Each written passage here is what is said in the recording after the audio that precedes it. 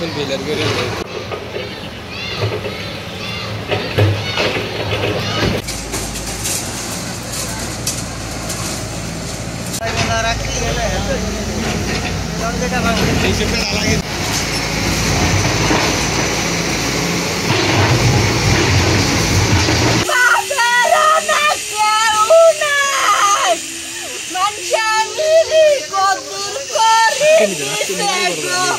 আমার বাপের আরো একটা আমার বাপের জমা 10টা টাকা হলো নাই গো আমার বাপের বাবা তুমি রিক্সা চালাই আমাদেরকে টাকা পাইছো বাবা তুমি অনেক কষ্ট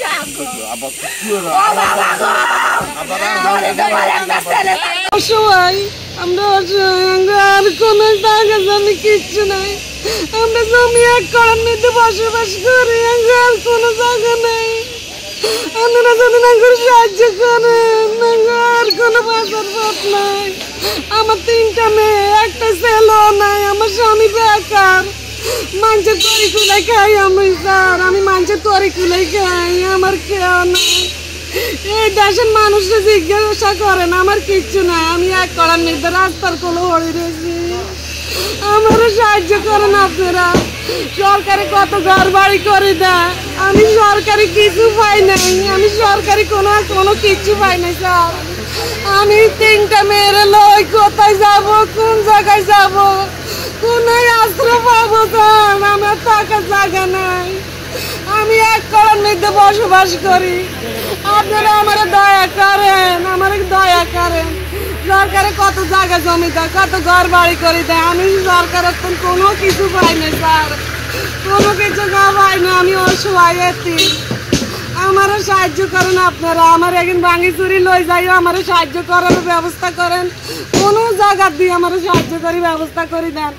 আপনারা এই কদ্দূরে লই যান আমার কোনো জায়গা দিয়ে থাকার ব্যবস্থা করে দেন স্যার আপনার আমার মেহরবানি আমি হাত জোর করি মা কই আপনাদেরকে আমারও সাহায্য করেন আমার একটা বড় ছেলে নাই আমার কেউ নাই আমি 3টা বিয়ালাক মেয়ে লই অসহায় হয়ে রয়েছি আমার 3টা মেয়ে আমার আপনারা জানেন যে আমাদের লক্ষ্মীপুরে যে প্রবাহমান খালগুলো রয়েছে সেগুলোর পানি প্রবাহ স্বাভাবিক রাখা এবং আগামী বর্ষা মৌসুমে জলাবদ্ধতা নিরসন কল্পে জেলা প্রশাসনের 3টি পরিকল্পনা রয়েছে স্বল্পমেয়াদী মধ্যমেয়াদী এবং দীর্ঘমেয়াদী স্বল্পমেয়াদী যে পরিকল্পনা তার অংশ হিসেবে আজকে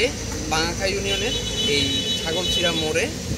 আমরা 8টি স্থাপনা উচ্ছেদ করছি যেগুলা সম্পূর্ণ অবৈধ এবং খালের পার ঘেঁষে এবং অনেকটা খাল দখল করে তারা স্থাপনাগুলো তৈরি করেছিল। তো আমাদের শ্রদ্ধেয় জেলা প্রশাসক জনাব রাজীব কুমার সরকার স্যারের নির্দেশনা মতে আমরা আজকে এই 8টা স্থাপনা উচ্ছেদ করতেছি এবং এই স্থাপনাগুলো যাতে উচ্ছেদ করার পরবর্তী সময়ে পুনরায় গড়ে না ওঠে সেজন্য আমরা সতর্ক দৃষ্টি রাখবো এবং লক্ষ্মীপুরে পানি প্রবাহ স্বাভাবিক রাখার জন্য দীর্ঘমেয়াদী জলাবদ্ধতা নিরসনের জন্য যেখানে যেখানে এই ধরনের অবৈধ স্থাপনা আছে আমরা সেগুলো ক্রমান্বয়ে উচ্ছেদ করব। আমাদের শ্রদ্ধেয় জেলা প্রশাসক স্যারের নির্দেশ মোতাবেক এটা উচ্ছেদ করা হবে।